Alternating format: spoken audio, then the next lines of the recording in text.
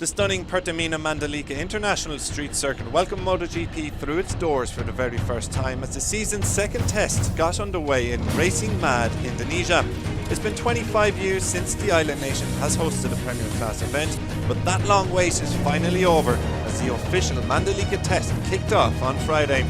The morning proved something of a false start with the red flag waving early due to track conditions, but once the clean-up operation was complete, we began to see riders spin some laps as they aimed to get the grip with the newest track in the MotoGP calendar.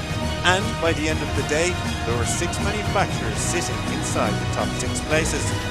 Day 1 honours belonged to Paul Espargaro, with the Repsol Honda rider recording the fastest ever lap around Mandalika late in the afternoon thanks to a 1:32.466.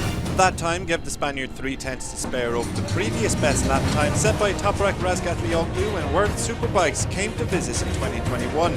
It also gave him 4/10 to spare over elder brother Aleix Espargaro, with the Aprilia rider claiming P2. It's another encouraging pre-season result for the Noale factory after Aleix finished the Sepang test with the second fastest time, while they also managed to squeeze in some bike testing trying a different chassis on the RSGP. In third is Brad Binder, with the KTM rider showing some early promise in Lombok. The South African and Austrian manufacturer had a lackluster opening outing to 2022 in Malaysia last weekend, but a Friday P3 offers some early promise. On the other side of the garage, Miguel Oliveira failed to crack the top 15, and neither could Tech 2 rookies Raul Fernandez and Remy Gardner.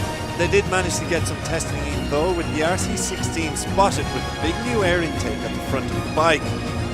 Alex Rins and Shirt Suzuki are represented near the top of the timesheets, and he currently sits 4th following a positive track debut.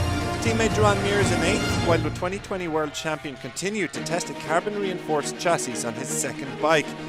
Current World Champion Fabio Quartararo was the best of the Yamahas. The Frenchman completed 86 laps, the second highest amount after Johan Zarco's 96, while the Iwata factory weren't spotted testing much equipment, instead focusing on learning the ins and outs of the circus. Completing the top 6 is Jack Miller. The factory Ducati rider sits 6/10 off the pace and is one of only 2 GP22s in the top 10, the other being Jorge Martin. Like Yamaha, the Bologna Bullets' focus was on track time rather than new equipment, but there may be slight concerns over championship contender Pecco Bagnaglia's opening day. The Italian crashed at turn 11 and finished 3rd bottom on the timesheets. There's still plenty of time for Bagnaia and some other riders to turn their fortunes around, with 2 more days of testing coming up in Mandalika.